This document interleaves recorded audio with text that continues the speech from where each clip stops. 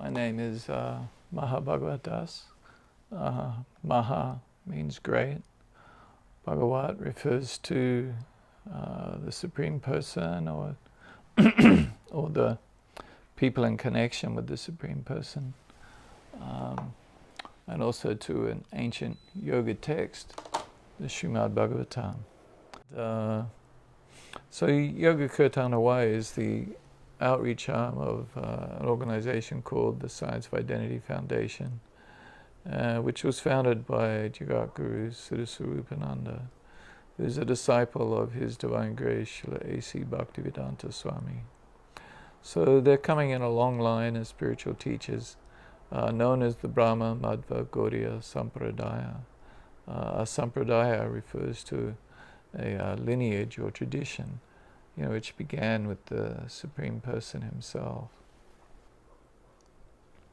So the program tonight is we're going to do some kirtan, maybe about 10 to 15 minutes, and then I'll give the Soul Journey, a spiritual self-discovery yoga wisdom class, and then we'll follow that with another few minutes of kirtan. So the whole program should go for just under an hour or around about an hour. So kirtan is the chanting of transcendental sound vibrations or mantras. Mantra is a Sanskrit word, 2 syllables, man and tra. Man refers to the mind or the manas, and tra means to draw away. So the purpose of a mantra, which is a spiritual sound vibration or a sacred sound vibration, is to draw the mind away from this temporary material dimension and to place it onto these spiritual sound vibrations, which are descending from the anti-material world or the spiritual world to this material world. They're like, in a sense, it's an incarnation of transcendence into this world through the form of spiritual sound vibration. So these mantras are either the names of the Supreme Person, words spoken by Him or about Him. And these spiritual sound vibrations are it's like we're being thrown a lifeline. It's like if you're out in the middle of the ocean, you fall off a boat, you're on a boat, somehow you fall off the boat, and you're in the ocean, and it's like you don't know how you're going to get saved or how you're going to get relieved from this distressing situation you're finding yourself in, where you're in the ocean and you're unable to do anything about it. You can barely keep afloat. And then suddenly, the Coast Guard helicopter suddenly comes and hovers over you, and just you're not expecting them. You had no idea that anybody even knew you were lost, that you're in the ocean there just struggling to stay afloat. And then suddenly the Coast Guard helicopter arrives and they throw down a lifeline, and and you're able to grab hold of this lifeline, and then they start hauling this lifeline into the helicopter, and then you're able to get into the helicopter. And so this is what the holy names or the spiritual sound vibrations, these mantras, are. They're like a lifeline being thrown to us from the spiritual world, and that we can grab hold of them, take them into our heart and mind, and meditate upon them, focus upon them, take shelter in them, rest in them, and and then we can experience a great sense of shanti or peacefulness. These mantras can reveal our spiritual nature to us. They can enable us to become self-realized. They cleanse our heart of all the dust accumulated for lifetimes that's covering our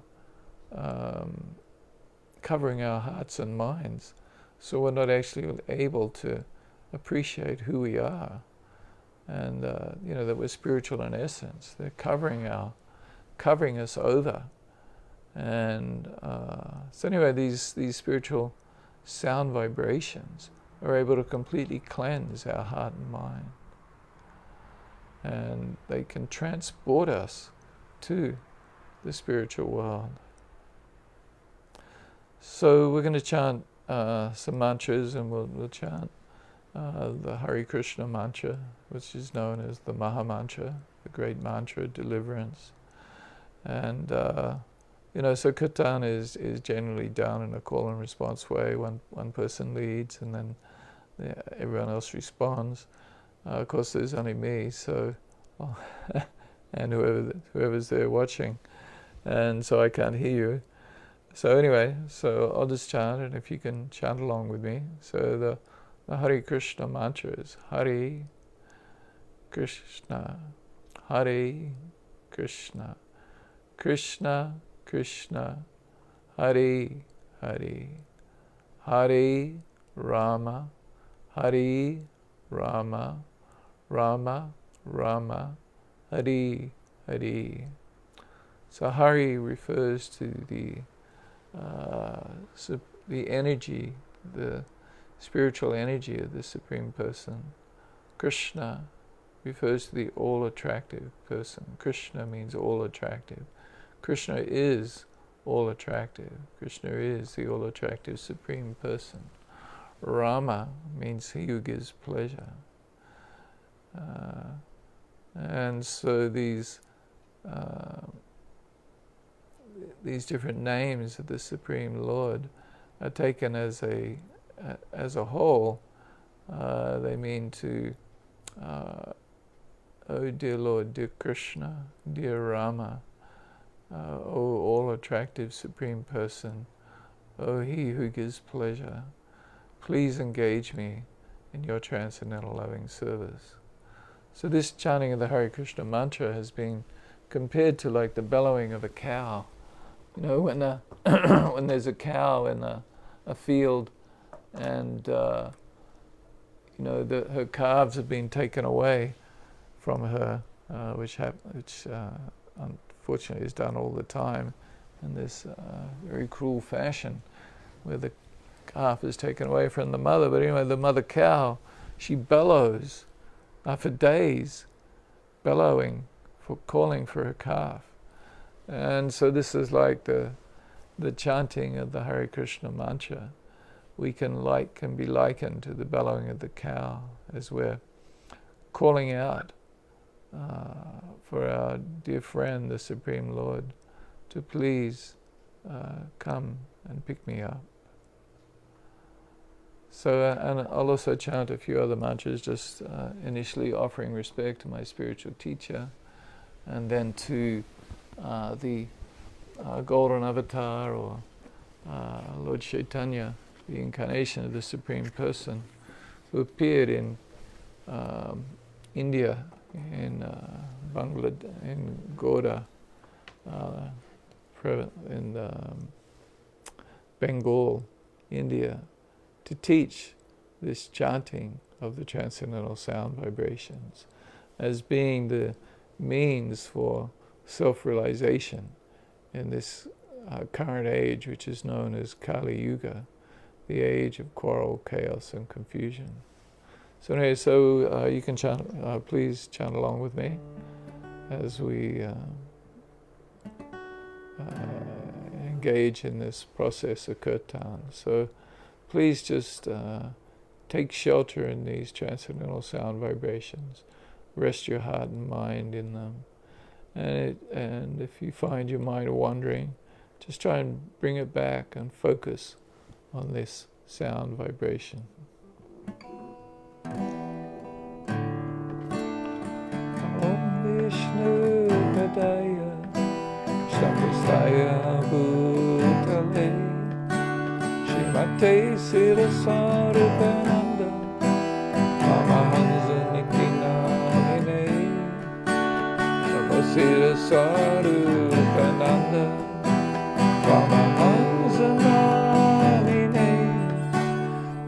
Karuna Swarupaya Radha Krishna Prastayate Namaste Saraswati Deva Gauravani Pracharine Nevasesha Sunyavare Astachari Siddharine Shri Krishna Chaitanya Prabhu Nityananda Shri Advaita Gadadhara Vyasari Bhakta Vrinda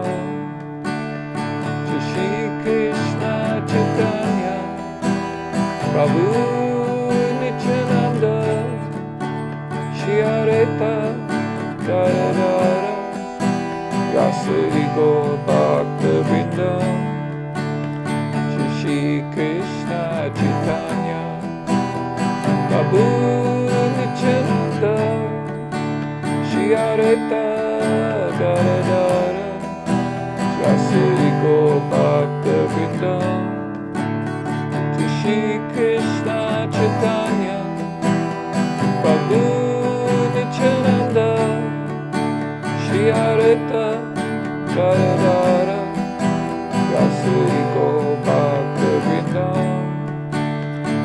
Shri Krishna Chaitanya Prabhu Nityananda Shri Advaita Gadadhara Vyasari Bhakta Vrinda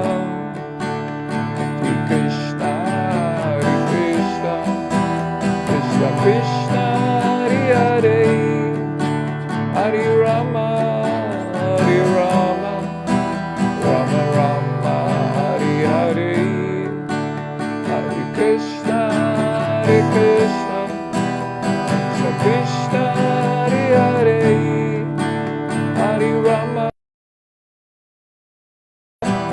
Rama Hare Hare Hare Krishna Krishna Krishna Hare Hare Hare Rama Rama Rama Hare Hare Hare Krishna Krishna Krishna Hare Hare Hare Rama Rama Rama Hare Hare Krishna Krishna Krishna Hare Hare Hare Rama Rama Rama Hare Hare Hare Krishna Krishna Krishna Hare Hare Hare Rama Rama Rama Hare Hare Krishna Krishna Krishna Hare Hare Hare Rama Rama Rama Hare Hare Krishna Krishna Krishna Hare Hare Hare Rama Rama Rama Hare Hare Krishna Hare Krishna Krishna Hare Hare Rama Hare Rama Rama Hare Hare Krishna Hare Krishna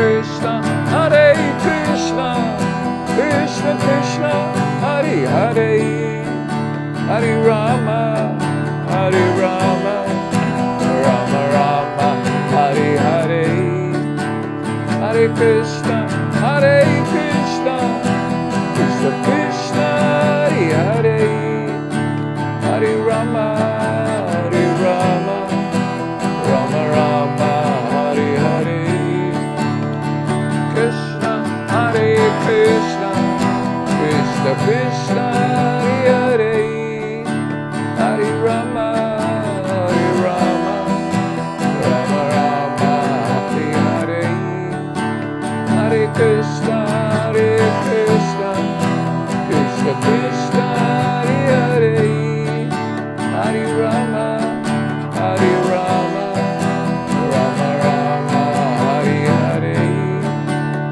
Hare Krishna, Hare Krishna, Krishna Krishna, Hare Hare, Hare Rama, Hare Rama, Rama Rama, Hare Hare, Hare Krishna, Hare Krishna, Krishna Krishna, Hare Hare, Hare Rama, Hare Rama, Rama Rama, Hare Hare, Hare Krishna, Hare Krishna, Krishna Krishna, Hare Hare, Hare Rama, Hare Rama, Rama Rama, Hare Hare, Krishna, Hare Krishna, Krishna Krishna, Hare Hare, Hare Rama, Hare Rama, Rama Rama, Hare Hare, Krishna, Hare Krishna, Krishna Krishna, Hare Hare, Hare Rama, Hare Rama, Rama Rama, Hare Hare.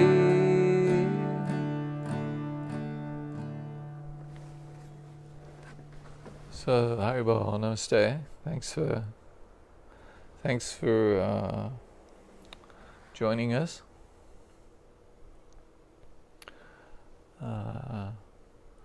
And so now I'm going to give a short talk on a short yoga wisdom talk on soul journey, a spiritual self-discovery. And so before speaking, first I would like to offer my respects to my spiritual teacher, Jagaguru Siddhasarupananda, who's very kindly taught me everything I know about yoga wisdom. These teachings of the Brahma Madhva Gaudya Sampradaya, or lineage or tradition, which have descended through a chain of self-realized spiritual teachers, from spiritual teacher to disciple or student. And these teachings are sometimes they're compared to like a ripe mango. So you have a mango tree, and then you have a really nice mango fruit that's very juicy and sweet.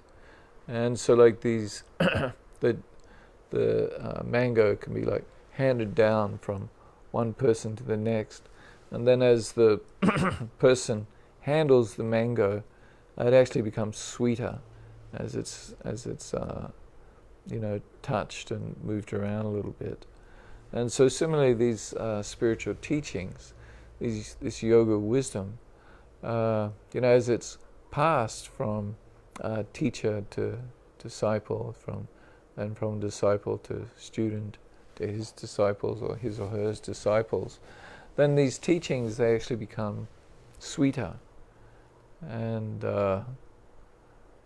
so these spiritual teachings are being handed to me by my teacher, who received it from his teacher, and so on, back through over thousands of years. And in fact, these teachings originate with the Supreme Person. So first I offer my respects to my spiritual teacher. So the word wisdom, Or this is a yoga wisdom talk, and yoga refers to union with the Supreme, and wisdom.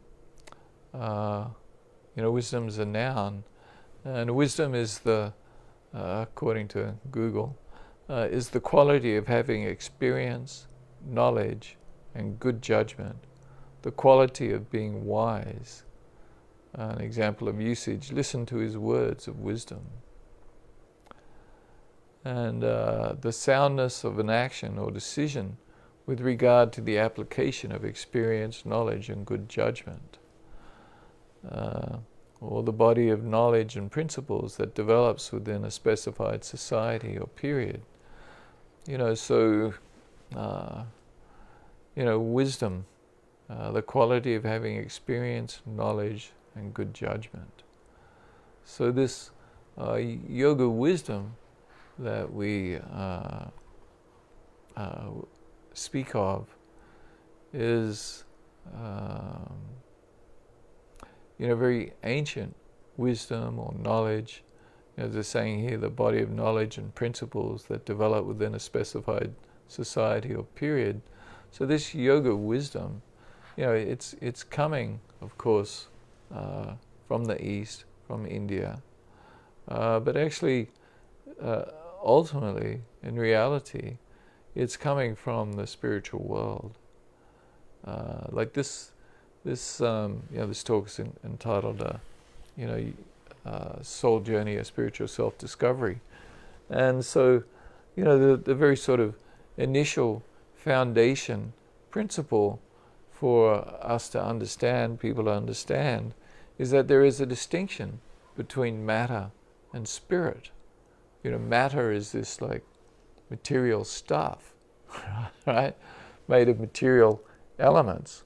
According to the Sankhya philosophy, or the analysis of the material elements, there's earth, water, fire, air, and ether. These are the gross physical elements. Of course, each one gets a little more subtle.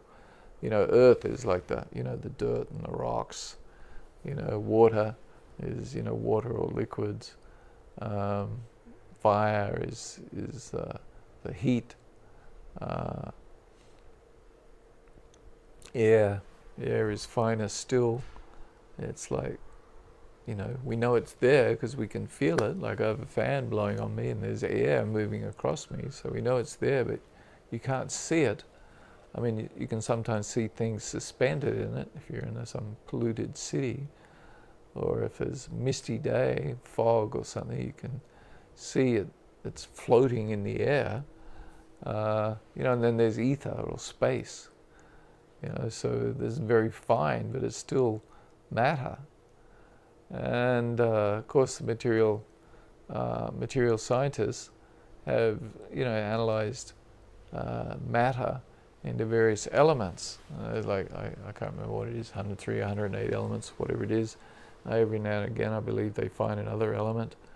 So this is, and it's stuff that can be studied and under a microscope, and the material scientists can analyze it and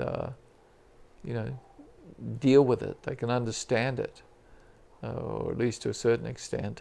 They discovered radioactive elements and started using them and created all kinds of problems with it because they didn't understand it.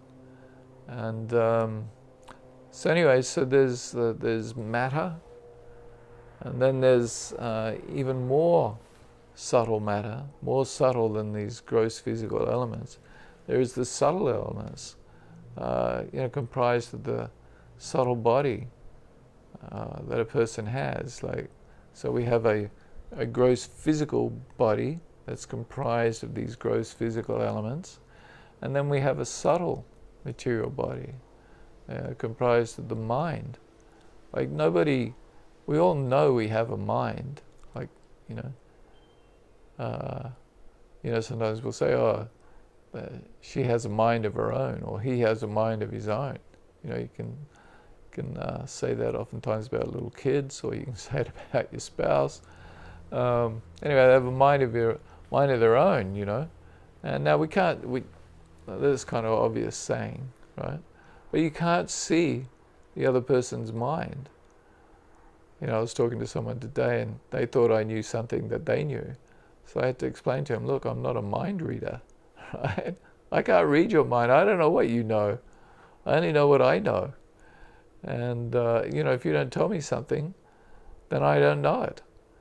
And this, of course, is a very important principle of communication, is to not assume that people know what you know. It causes all kinds of problems if you make assumptions about what other people know. And but anyway, so we're not mind readers, but we know that I have a mind, and I know that you have a mind, and you know, we basically all have minds, but we can't see anyone's minds. You know, you can't get it under a microscope and study it.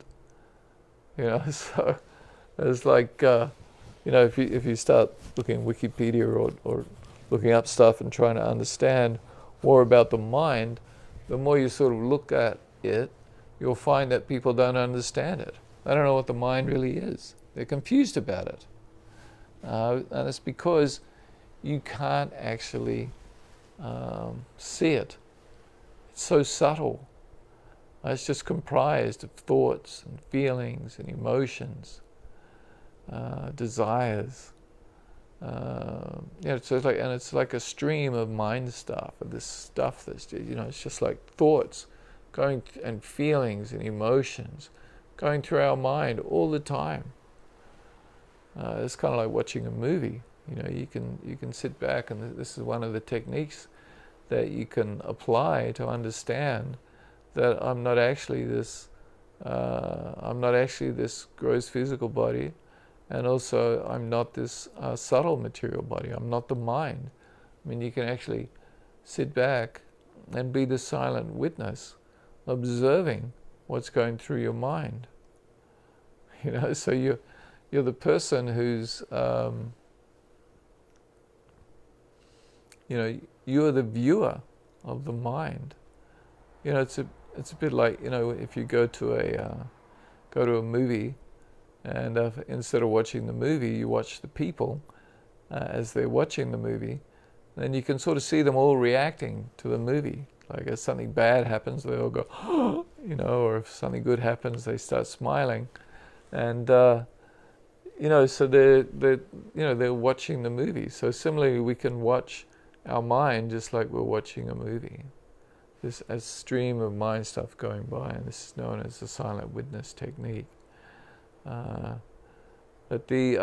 started this conversation with saying that there is a distinction between matter and spirit. This is like the very first thing to understand about wisdom,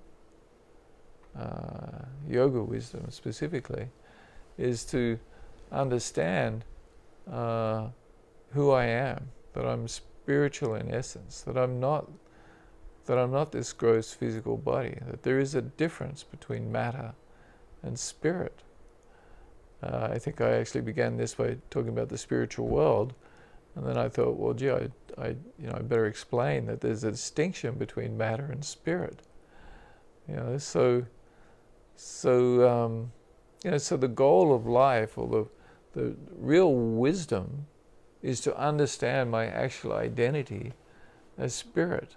You know, I am spiritual in essence. I'm not material. You know, so often, like people say things like, you know, I have a soul, or they might even say,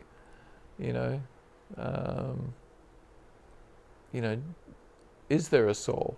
They start. Anyway, so they talk about, well, I have a soul, and he's a very soulful person, and so they see a distinction between the person and the soul, but they think that the soul is a possession of the person, so they don't understand that no, actually it's not like that. It's not that you are this gross physical body and that you have a soul. No, it's the other way around. You are a soul. You are spiritual in essence. You're a particle of life force or spiritual energy, chaitana. You have consciousness. And consciousness is a symptom of the soul. Where there is a soul, then there is consciousness of the particular body. That's the field of activity of that particular soul. That the soul is aware of what's happening to the body. That we can touch, we can feel, we can smell, we can see, we can hear. So we have senses by which we can experience this world. But this is all on a subtle level and part of our subtle material body. But I am actually spirit soul, spiritual in essence, and I have a body. Not that I am the body and I have a soul. So understanding this, understanding my spiritual identity, I mentioned that Yoga Kirtan Hawai'i is part of a larger organization known as the Science of Identity Foundation. So what is this science of identity? This science of identity has three aspects to it. It's firstly understanding that I'm spiritual in essence. I'm spirit. I'm not matter. And there are various techniques and processes. I described one, the silent witness technique. But there are various different ways that we can understand and appreciate that I'm not this gross physical body. Just one example is, you can just look at a photograph of yourself, right? So you look at your photos, I'm 64 years old now. This body is aging. But I can look back and look at a photo of myself as a young kid, and I can look there and go, yeah, that was me. I was there. That was me back then. And but I have a completely different body. Then I had a little boy's body, and all nice and young looking, cute and whatever. And then now I'm just an old guy with, the body kind of shrinking, kind of grumpy, mean, and so completely different body. But still, I know that was me. And in fact, every single cell that was in that gross physical body that I had at that time is completely gone. In fact, the scientists have analyzed it, and that after a period of 7 years, there isn't a single material cell or material particle that was there 7 years ago that is still there in your body today. It's just like this constant process of eliminating parts of your body, or parts of your body are falling off you. Skin and hair.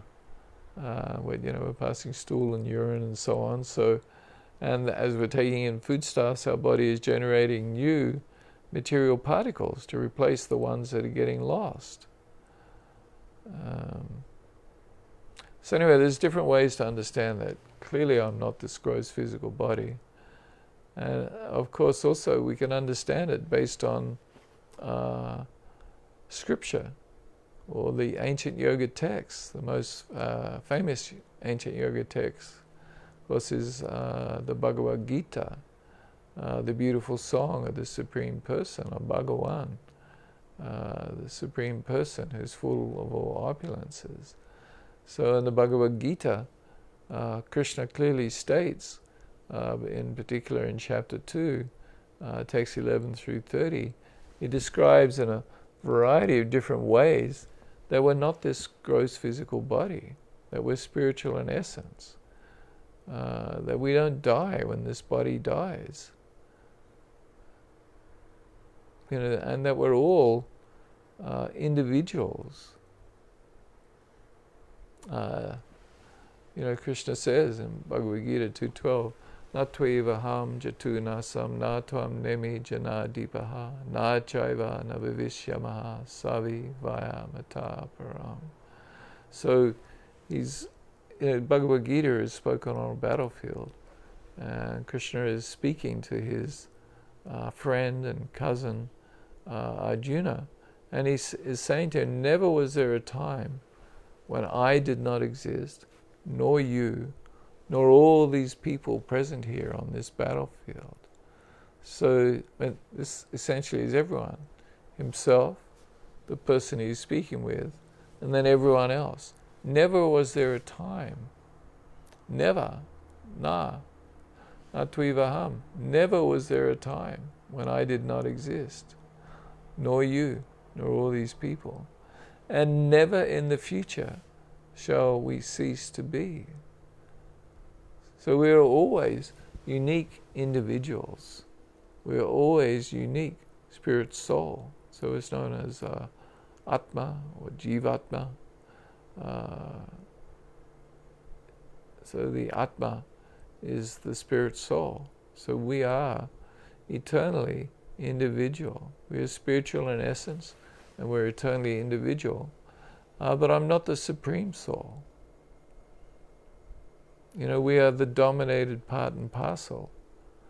And how are we dominated? Well, for example, I'm in a male body, and I have to relieve myself in a particular kind of way according to the body I have. I have to eat. I have to sleep. As my body gets old, then it gets hard for me to walk, and I have to start crouching over. So this is material conditioning, or symptoms of how I'm dominated over. I'm dominated over by this material energy. I'm not in control. I may try to control certain aspects of my life as best as I can. We do the best we can to achieve the different goals we may have, or to fulfill the desires we may have. But I'm not actually in control.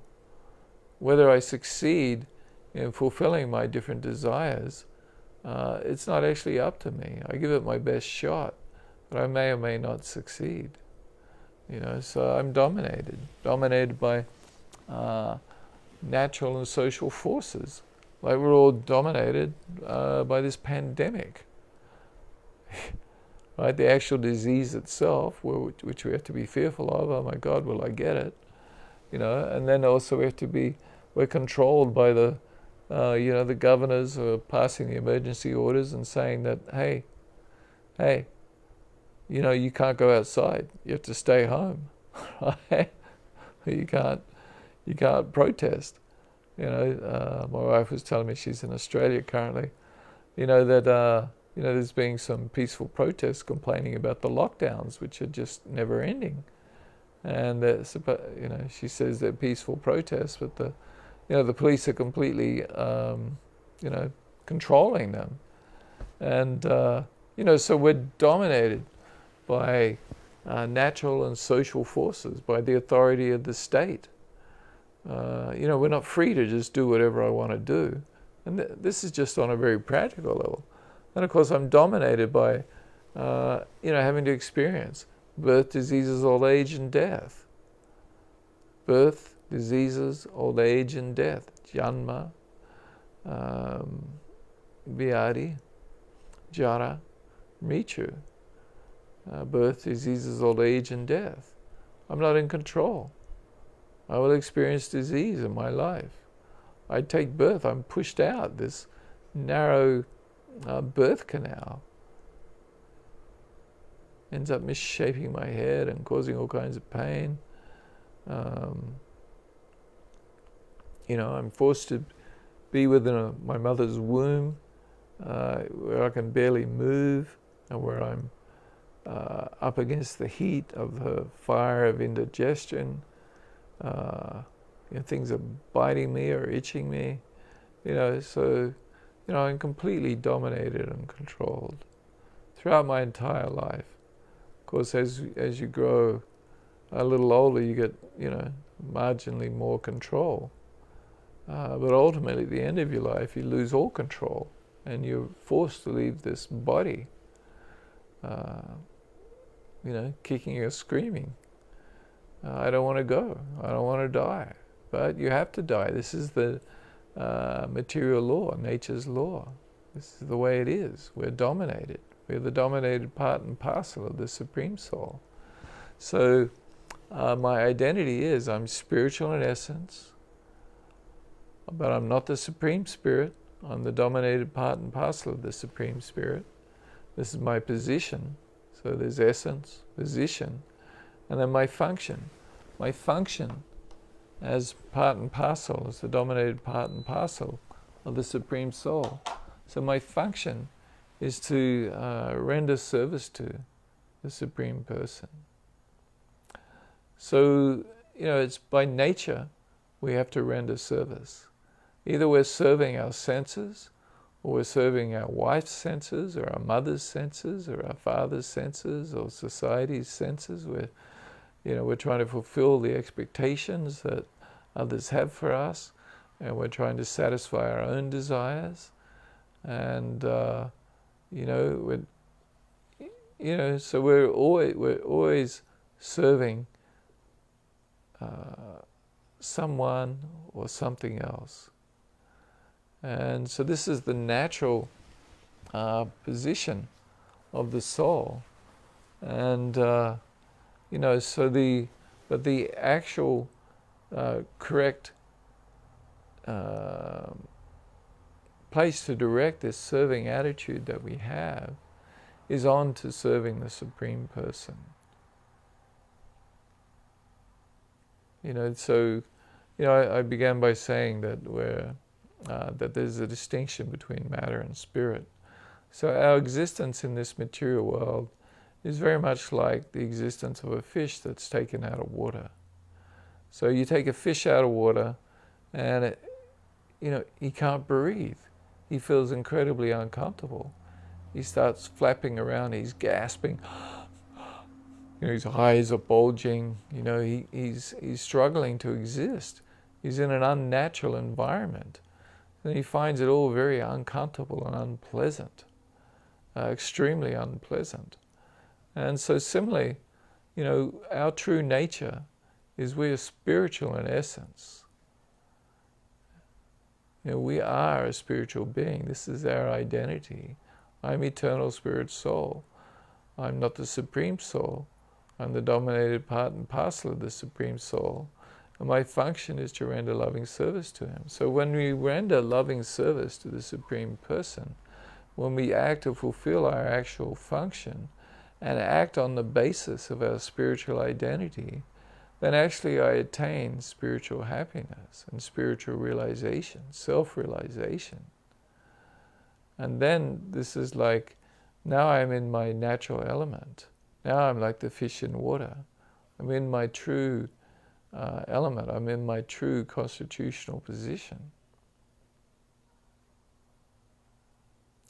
So I was reading a ancient yoga text this morning, Srimad Bhagavatam, and I was wondering, well, what will I speak on tonight in my yoga wisdom class?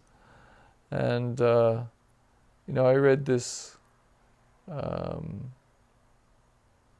Read a couple of verses which I'll share with you in a moment. But as I've been saying, so the purpose of life is to attain self-realization, knowledge of the soul, attaining answers to the questions of who am I, why am I here, what is the purpose in life. And ultimately,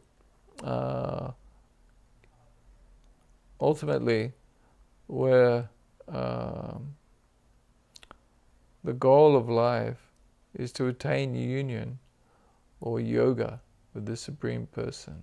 We're all actually seeking yoga. We're all wanting union or relationship. We're all, from once we hit puberty, we're looking for union with a member of the opposite sex, you know, and then we get married, and so we're always looking for that person, that perfect person who we think will satisfy all my desires, that I'll be happy attaining union with this person. And but so this desire for union is there within us, but actually this desire for union will only find actual satisfaction and complete harmony and happiness when we actually direct it towards the Supreme Person. And but instead of doing this, instead of understanding my actual spiritual identity and that I should be seeking union with the Supreme Person, instead we direct this desire for union onto another minute living entity like myself, ourselves, in a temporary material body. And this is where we direct it. And so I was reading, and these, spoken by Queen Rukmini many thousands of years ago. And she says, and so she's speaking about the Supreme Person, and she says, "A woman who fails to relish the fragrance of the honey of your lotus feet." So this is the lotus feet of the Supreme Lord. The Supreme Lord is a person, Krishna, the all-attractive person. So Queen Rukmini is saying that a woman who fails to relish the fragrance of the honey of your lotus feet becomes totally befooled, and thus she accepts as her husband or lover a living corpse covered with skin, whiskers, nails, head hair, and body hair, and filled with flesh, bones, blood, parasites, feces, mucus, bile, and air. So this is the, the nature of the material body. This is the true nature of the material body. So we tend to look at members of the opposite sex and we think, wow, she's attractive, or he's really handsome. Gosh, I wonder if she's with someone. I wonder if she's available for me to strike up a relationship with. This is how we think. And, but the reality is that, we're looking and thinking, oh, this person is so beautiful. And there's a saying, of course, that beauty is only skin deep. But a real or a deeper meaning of that phrase is that actually, once you go below the skin, what you get to is a living corpse. So this is interesting, the way that Queen Rukmini says it, a living corpse. So the nature of this body is that it's going to become a corpse. Right? We're going to die, and there's going to be left there just a corpse. This body will die. I don't die. I'm spiritual in essence. I am eternal. I live forever. But this body will die, and it will be a corpse. And so in the meantime, it's a living corpse because I'm inhabiting this gross physical body, and thus it appears to be alive, but actually it's just dead matter. And because I'm present within it, then it's alive. And so this living corpse, what is it? It's covered with skin. So it's like a bag. Like this body is like a bag of skin. There's skin on the outside holding everything together inside it. And on the outside of this this bag of skin, there's whiskers, nails, head hair, and body hair. So this is the outside, what's on the exterior of this skin, of this living corpse. And then on the inside, it's filled with flesh, bones, blood, parasites, feces, mucus, bile, and air. This is actually what the material body really is. So when we're looking at the form of a beautiful woman and becoming befooled or bewitched with them, we should understand and appreciate that actually that this is the nature of the material body. Or of course, if we're looking at a handsome man, whoever we're looking at, right? We should see things as they are.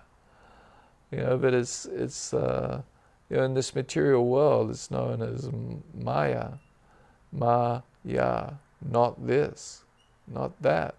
So things are illusory. They appear to be something. The beautiful woman's body appears to be very attractive. But in reality, it's not like that at all. It's actually gross and disgusting, as Queen Rukmini is describing here. So anyway, we're seeking a loving relationship, an eternal ongoing relationship. But instead, we settle for temporary, short relationships in this world. Like, you are eternal. You exist forever. It's not like, like as I mentioned, I'm 64, and it's kind of like, well, gee, will I make it till I'm 74 or 75 or 80 or something, So like, hey, that's only another 15 years, But, I look in the paper each day, you look at the obituaries, and you're looking, she or he, they're only a few years older than I am now. Or maybe they've got another 10 years. Maybe I've only got another 10 years, So, but I'm not living like that. I'm not living as though I'm eternal. I'm living on a very short-term thing. I'm thinking I'm going to be here forever. I'm acting as though I'm going to be here for a long time.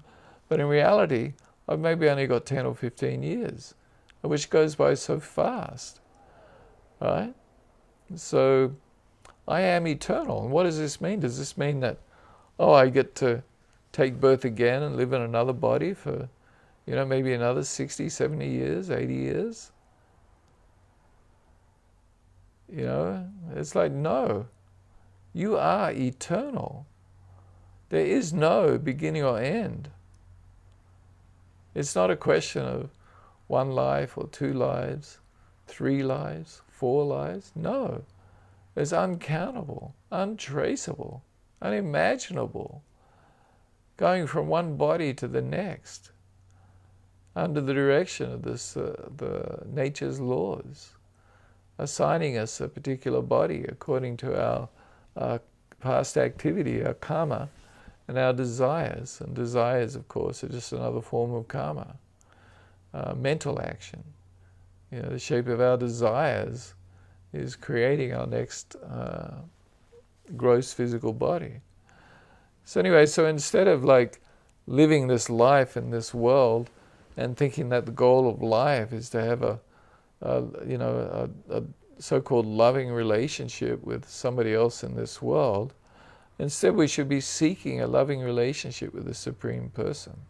The Supreme Person is a person, Krishna, the all-attractive Supreme Person. We can love him. And Queen Rukmini further says, "You're the embodiment of all human goals, and are yourself the final aim of life. Desiring to attain you, O all-powerful Lord, intelligent persons abandon everything else. They give up everything else.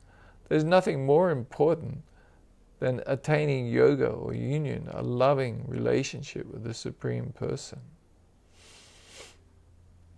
It is they who are worthy of your association, not men and women absorbed in the pleasure and grief resulting from their mutual lust." So when we try to satisfy this desire for union that we have, when we direct it towards men or women, then we become absorbed in the experience of the pleasure and pain and pleasure and grief that comes from it. Sometimes it's very pleasurable. Other times it's just nothing but bickering and arguing and fighting and results in grief. And this results from our mutual lust. What is this lust? Lust is perhaps it's best to understand it in terms of what is love. Love is unconditional love for someone else. I love you and I don't expect anything in return. And it's like, it's a paradigm. When I actually don't want something from you, I just love you unconditionally, then actually I can experience happiness. So lust is the opposite.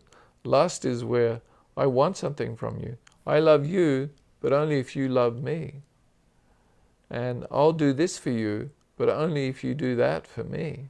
So it's a conditional relationship. And it's based upon me trying to satisfy my wants and my desires and my needs. And so while I may do something that gives for the benefit of someone else, ultimately I'm really doing it for myself. And I'm calculating, well, if I do this for her, will she be nice to me? Right? This is how we're thinking. So this is lust. And so this lust results just in pleasure and grief. So the goal of life is to attain a loving relationship with the Supreme Person. And this loving relationship is yoga or union with the Supreme Person. And so we can attain this state of yoga or union with the Supreme Person, firstly by understanding my true nature and engaging in the practice of Kirtan, or the chanting of transcendental sound vibrations, which will help me to actually realize and appreciate my true spiritual identity and the spiritual nature of the Supreme Person.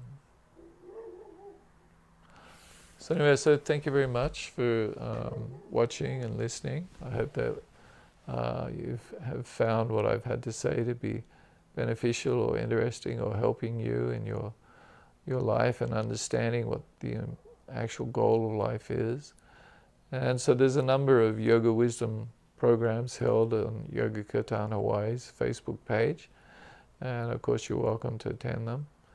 And so I'm just going to chant for a few minutes and then I'll end the program. So thank you very much.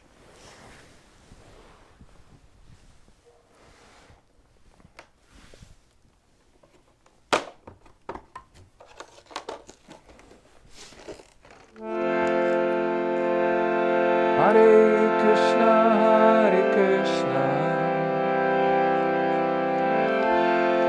Krishna Krishna, Hare Hare, Hare Rama, Hare Rama, Rama Rama, Hare Hare, Hare Krishna, Hare Krishna,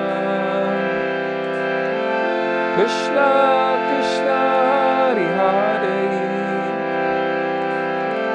Hare Rama, Hare Rama, Rama Rama, Hare Hare, Hare Krishna, Hare Krishna, Krishna Krishna, Hare Hare, Hare Rama, Hare Rama, Rama Rama, Hare Hare, Hare Krishna, Hare Krishna,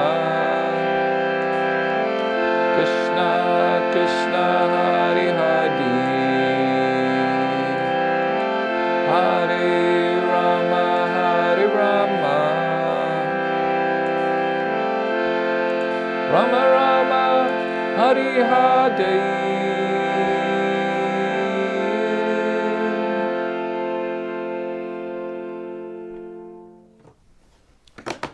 Well, namaste. Thank you for joining me.